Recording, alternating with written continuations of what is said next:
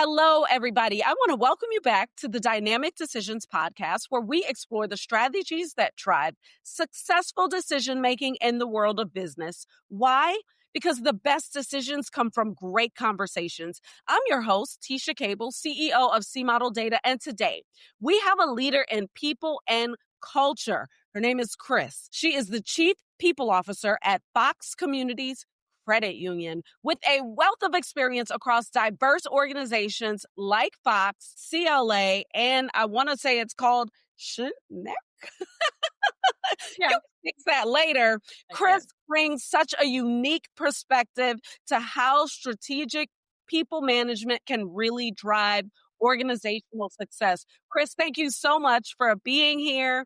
I'm super excited to have you. Would you tell us so much more about you and about Fox Communities?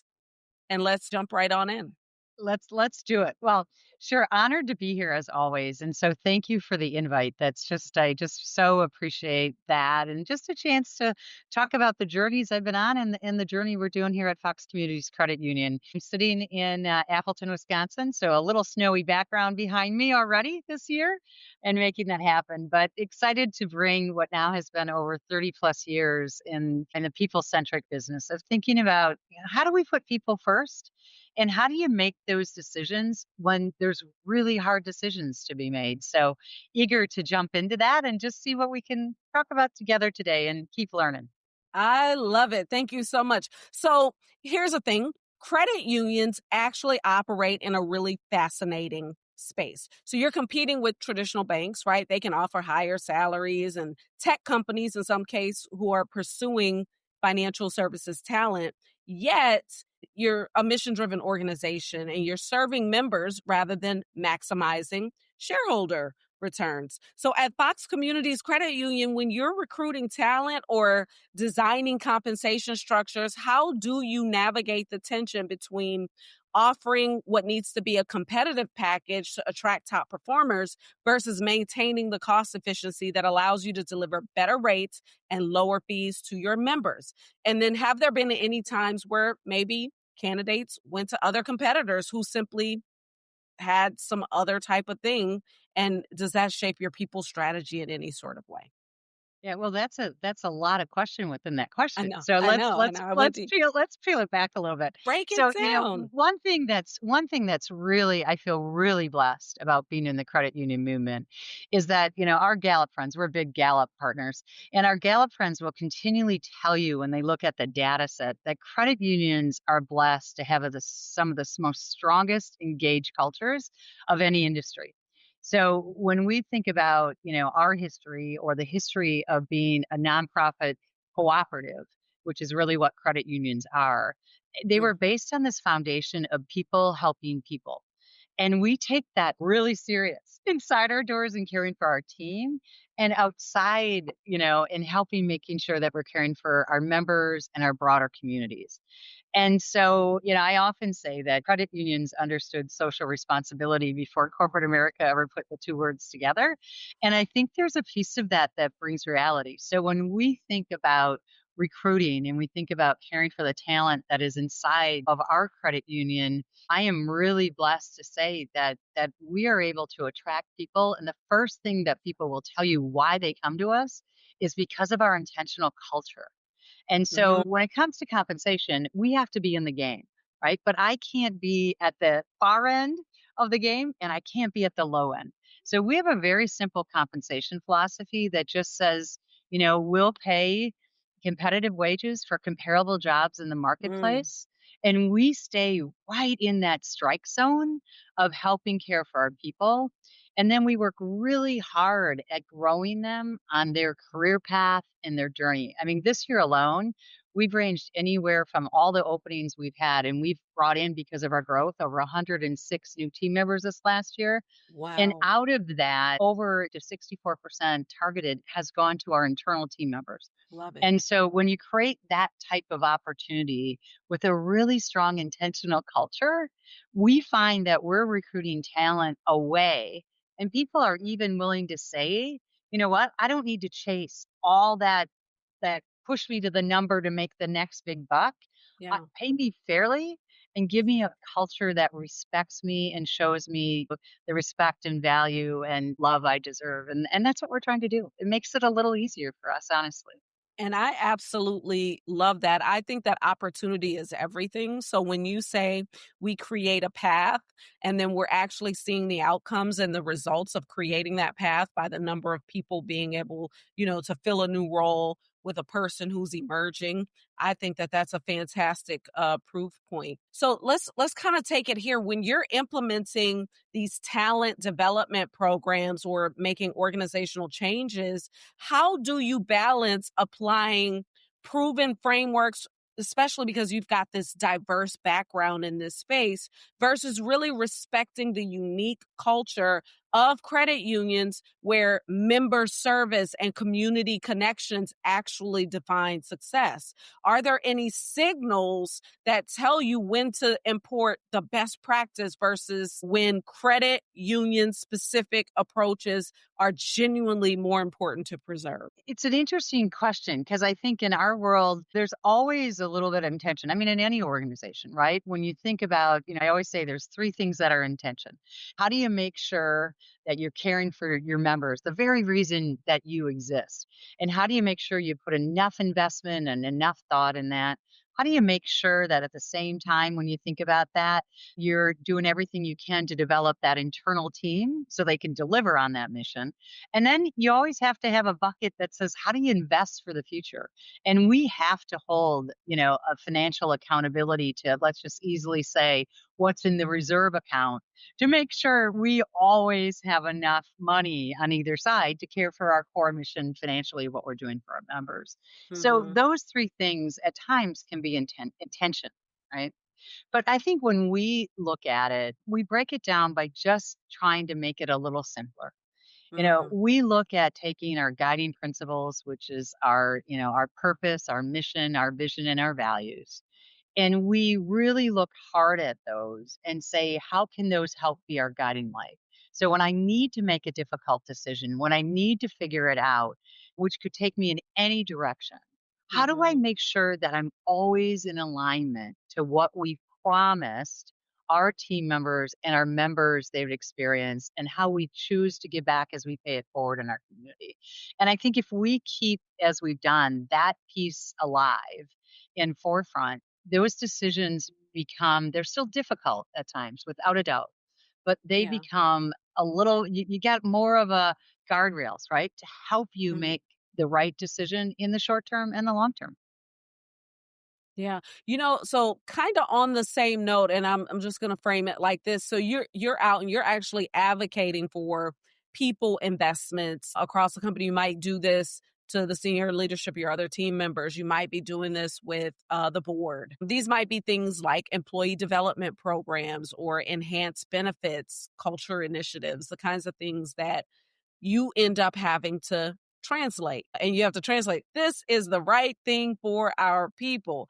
And you turn that into a business case that ends up securing the buy in from those stakeholders who might be more focused on things like operational efficiency or financial performance. So, for you, how do you look at these situations and go, this is my leading indicator that's going to help me to demonstrate that this people investment is going to create a competitive advantage that's might be more important than just the financial return?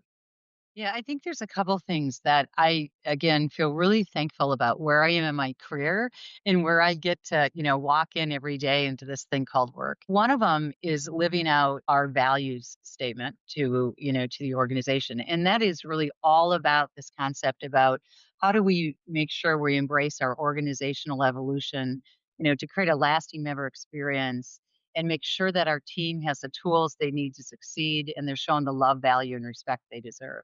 So when that's your vision statement, right? I am really blessed to have a CEO, a board, my fellow leaders that really walk beside us and understand Mhm. that all of that can happen when we've put our team first and we Mhm. look at that through engagement. When our people come with their full heart and feel that they're loved, respected, and Mhm. valued, this idea of having intrinsic motivation, right, really helps come forward versus Mhm. trying to say, what's the next thing I got to push them to chase to go do the right thing. And so we're really blessed to have an environment where people come forward to do that. And I show that through our engagement results. So as I mentioned earlier, we're big Gallup friends. We are now this year in one of the top quadrants of Gallup organizations for engagement, and that continues to move forward for us in what we're doing. And there's a financial return that Gallup will tell us time and time and time again that when you invest in your people, when they feel that connection, the connection they give to our members and their ongoing connection to our community it just comes from them. So, for example, last year we gave back 9,443 hours back into our community of volunteer time. Mm. On I an love it. average, that's 28 hours per team member inside this organization. And we offer volunteer paid time off. We have volunteer ambassadors. We do so much like that. But that's not because we said to people, you must do this. It's the people you bring into your organization that just believe that that's where they want to represent and where they want to be present. Yeah, you give them this shared purpose, and so then they buy in and they're all in, and they'll work super hard for you. That's great. Hey, this message is for our audience. If you think about your own organization's people strategy and culture efforts, what people-driven decisions have created the most meaningful impact on your business outcomes? Share your experiences with us on LinkedIn and other social media using the Dynamic Decisions podcast. Okay, so you are leading people strategy in an industry that is actually experiencing disruption.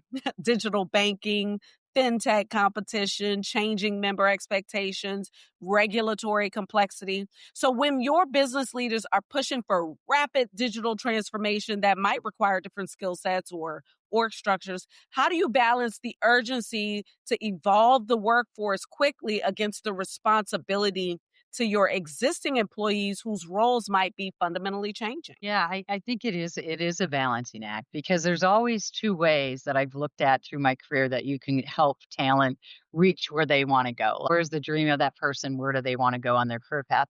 And there's two ways an organization can do it. You can either build it from the inside out. You can really help put programs in place and build that up. It takes time. Or you can go out and buy it. Those are Mhm. really your 2 options, right, in order to make that happen. So, when I think about our strategy, it's been a little bit of a hybrid. We've had to add some additional talent inside of our IT space in particular to Mhm. address AI at a different level, to think about chatbots and other fun things that we need to do, across the board. And meanwhile, we have to honor the path that our very people are on. So, how do Mhm. we make sure that we have the right programs in place that are helping them grow? We Mhm. recently rolled out a new talent management as part of our talent management models. One side of that coin has to do with our growth and development strategy. And we've recently rolled that out where we're allowing our team now to choose the path that they want to grow on. And so they have three options to choose from. One is I want to grow and develop in the current role that I'm in, which really has them focus in what's that next thing I want to do personally or professionally that really helps me feel connected and fills my bucket. The second one is I want to grow and develop for the next thing. And Mhm. that's really for our people that really want to see, like, what's next? Where can I grow? And that requires maybe a little bit of a different set of questions and maybe Mhm. more time to think about what those strategic or what those important goals of development are for them to get them where they want to go. And our third one is, how do I grow and develop, but to honor my legacy? And so, one of the really neat things about our credit union and others is we have amazing longevity inside of our organizations. And so, we have to make sure that we honor that transition of knowledge that comes from our history, our past. At the same time, we're welcoming in new team members into our family that are adding into that equation. And so there's a little bit of secret sauce in balancing those places that I think help us learn in our strategy to meet our Mhm. people where we're at, to push to make sure that we're hitting on our strategic objectives as we want, but Mhm. always putting people first because we recognize that where we are, I can't compete maybe with the high level financials that may look in one day of investing in tech, what Mhm. we reasonably can do. But we got to be in the game. We still have Mhm. to be good, but Mhm. we can't maybe be way out there. Mhm. And we also need to be really reflective that, our member experience has to come from our people. And so being people centric is what our differentiation has to be. But that people centric approach has to go through all of our digital platforms, as well as our branch Sure. platforms, as well as reaching out into our business members as well.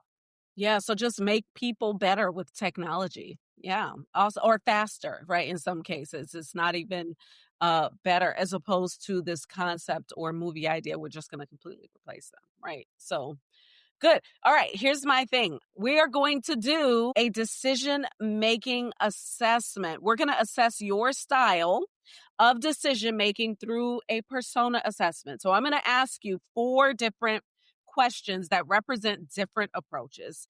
And after each one of them, you're going to tell me how much it resonates with you on how you actually make decisions. But you've got this scale of 0 to 100% for each Okay. one. Okay. However, here's a really important factor. This makes this a real like a trick test. You only get 100% across all 4. And no, you can't do 25, 25, 25. Okay? Okay. So I better grab a piece of paper to add up my that's right. numbers then. So All you can right. track them. And so Let's after do you're this. just explain a little bit about your why, a little short. Here's my why on how you answer it. Okay. Here's the first one. It's called the feeler. It's a values driven leader. So this persona prioritizes alignment with core values and mission, often weighing the human impact and cultural fit of decisions alongside business metrics. So, when considering a major people initiative or organizational change at Fox Communities Credit Union, I ask myself, beyond efficiency metrics, how does this decision affect the employees who've built their careers here? The tellers serving members daily, the loan officers building community relationships, the operations teams ensuring accuracy. If we restructure for digital efficiency, but displace long tenured employees who embody the credit union's member first values, have we strengthened the organization or just made it more convenient to manage? When market pressures push towards standardized processes that improve consistency but remove the personal touch that defines credit union culture, how do I balance operational excellence against the human connection that makes us different from the big banks? So, Kris, how much does this approaching decisions through culture preservation resonate with you? Okay, so this is really interesting considering the fact I don't know what the other 3 are. The tricky I know. part It's is so tricky tricky. on purpose. Tricky, tricky, tricky, tricky. All right. So here's what I would say. I never immediately came to my mind as you were saying that. I would take out of my 100, I would give that 40. So I would give that 40 points because, at this moment in time, I don't know what the other ones are, but I'm making the assumption that, I have to start first knowing what our value proposition is of what we said that we would do to our people. And that's probably going to put the biggest weight in this discussion. But we'll see if I would change my numbers once I'm done. But right now, All 40. right. All right, there we go. 40. That leaves you with 60 left. Here we go. Here's the next one. It's called the planner. It's a strategic visionary. So this persona focuses on long-term implications and future-proofing decisions, thinking several moves ahead across multiple scenarios. So when making strategic decisions about workforce planning or leadership development, I'm positioning for 3 divergent futures. In one scenario, digital banking becomes so dominant that branches dramatically downsize, requiring us to transition relationship focused employees into digital member service roles requiring completely different skills. In another demographic shift creates fierce competition for younger talent who view financial services as outdated, making our ability to create compelling employee value propositions our primary competitive advantage. And in a third, regulatory changes around financial services employment, perhaps related to compensation transparency or non compete agreements, fundamentally alter how we attract and retain talent. Each future requires different capabilities. The first rewards reskilling infrastructure. The second demands employer brand innovation. And the third requires compensation strategy flexibility. How do I build a people system that position Fox communities to thrive regardless of which scenario unfolds? So, how much does that multi scenario approach drive your strategic thinking?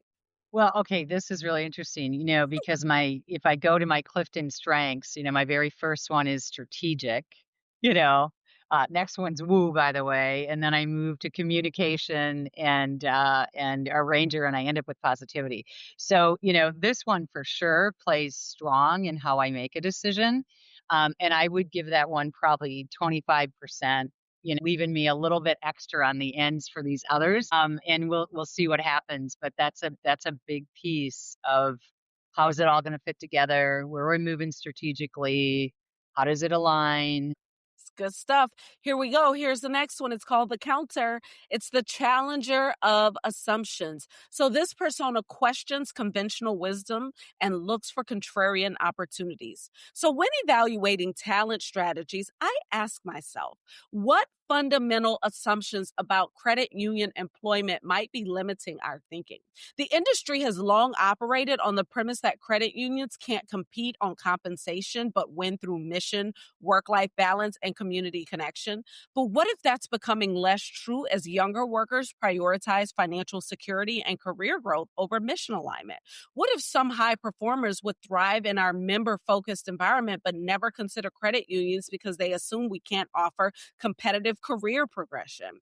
While competitors chase the same visible talent with higher salaries, what if we can build advantage by creating exceptional development experiences and pathways to leadership that larger banks can't match due to bureaucracy?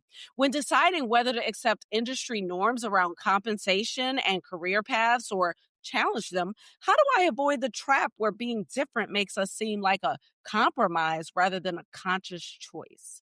So, Kris, how much does this assumption challenging perspective shape any of your work?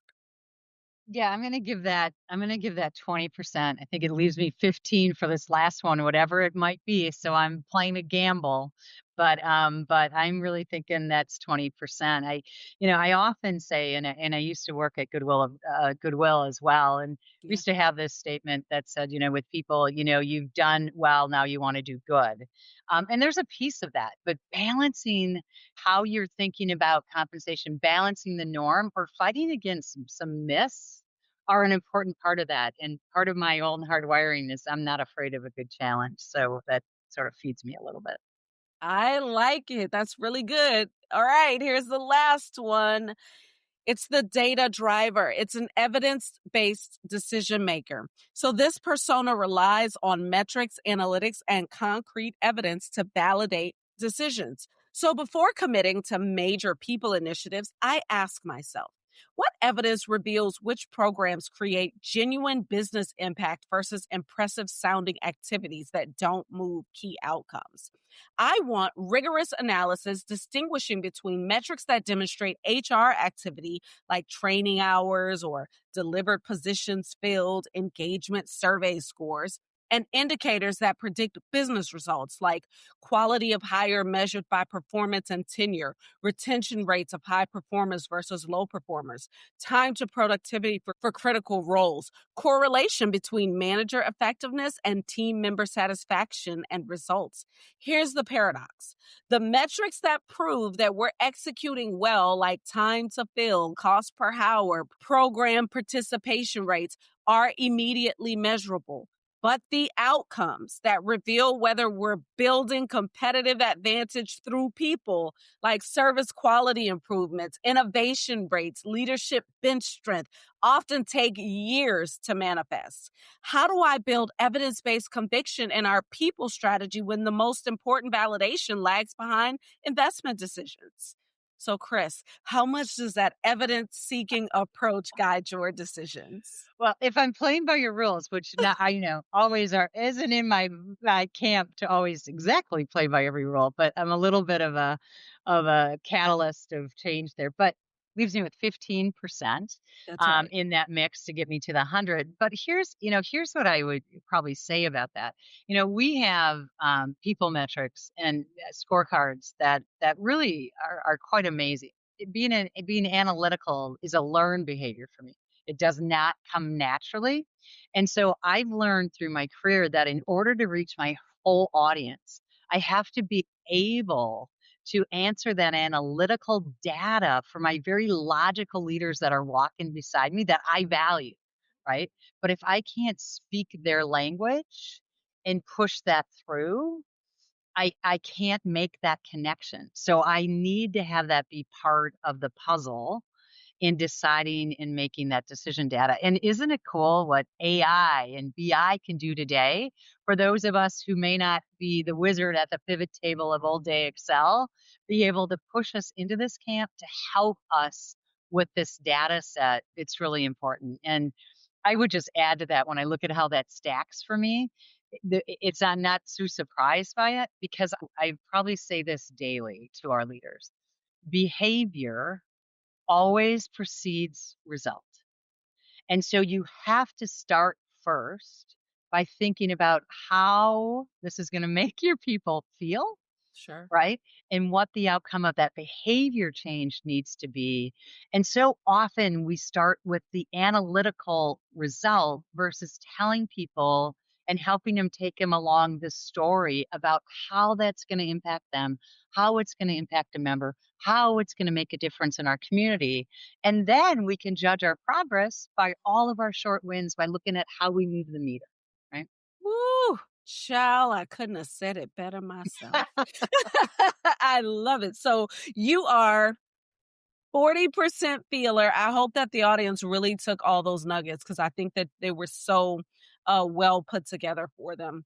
40% feeler, 25% planner, 20% counter, and 15% data driver. And like I said, it's all a little tricky because we all need some percentage of each of these, but you can also get them from your team, right? Your people can take on these personas. And the key is just to have them at the table when decisions are actually being made.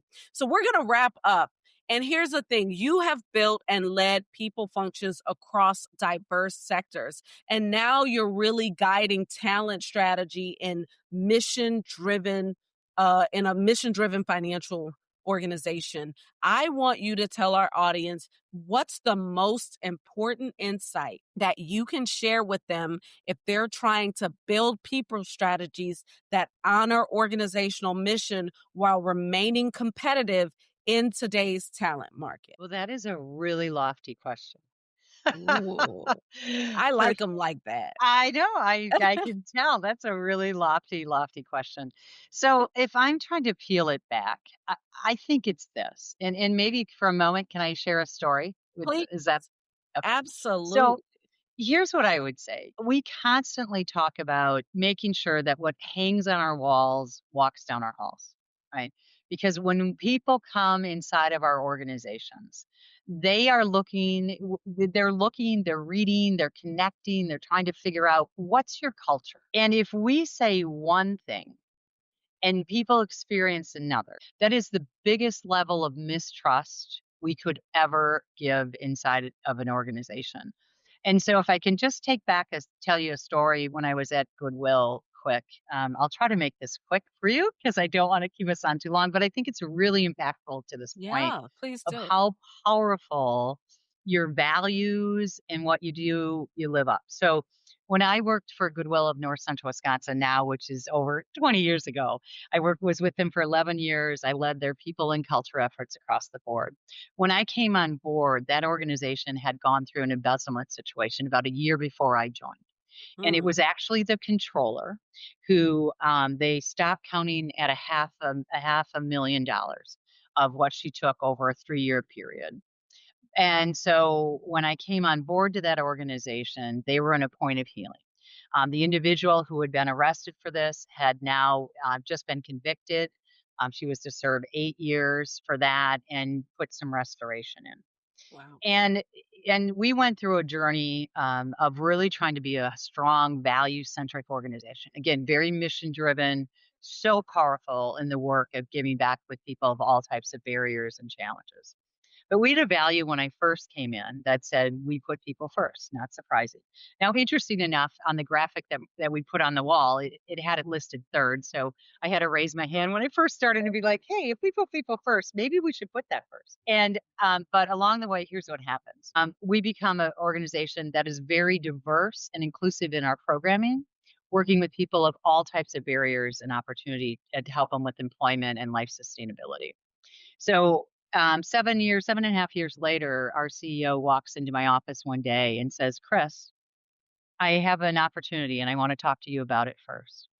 So this individual who embezzled from us, Hmm. she is going to be released from jail in 6 months. And I've been talking to her over the last year because we had a program up in Rice Lake County that was about restorative justice. And that program allowed people to put offendee and offender together in the essence of forgiveness. And Bob, our CEO at that point, had wrote a book on how to handle this investment. Did a really amazing job of working through it. And he'd realized that when he would go out and talk about it, he'd get verklempt. That was his word, verklempt. And so he had things that he had to forgive himself. And so he went about that on a personal mission, but then came forward and said to me, this value now has changed. Should we put people first, all people?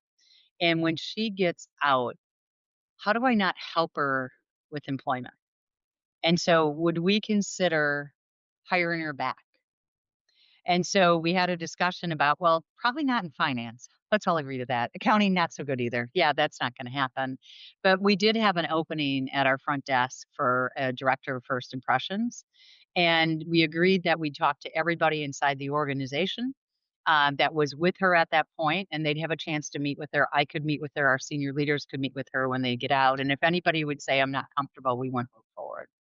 Well, we went through all that work, and she came to work for us across the board. So I think it's just an example of when things are really, really hard, right? Mhm. How do you stand up to what actually hangs on your walls Yeah. and make it real? Because that was incredibly impactful to the culture, to the organization. I like that, and you've had a lot of gems today, so I like ending on that one. What hangs on the walls must walk down your halls, and that is the true definition of culture. Kris, thank you so much for You're welcome. sharing your insights and your expertise. I really do appreciate you being here. And for our listeners who want to learn more about you, where do they go? Yeah, they can easily just go out and find me out on LinkedIn. So look for Christine Hackbarth-Horn. So add that with a K, and you can just simply find me out on LinkedIn. No problem whatsoever. Fantastic. And for our listeners, we thank you for tuning in. Remember, the best decisions come from great conversations. If you enjoyed this episode, we'd love for you to subscribe it, rate it, share it with your network, and let's keep the conversation going on social media using Dynamic Decisions Podcast. And until next time, keep questioning, keep growing, and keep leading with purpose.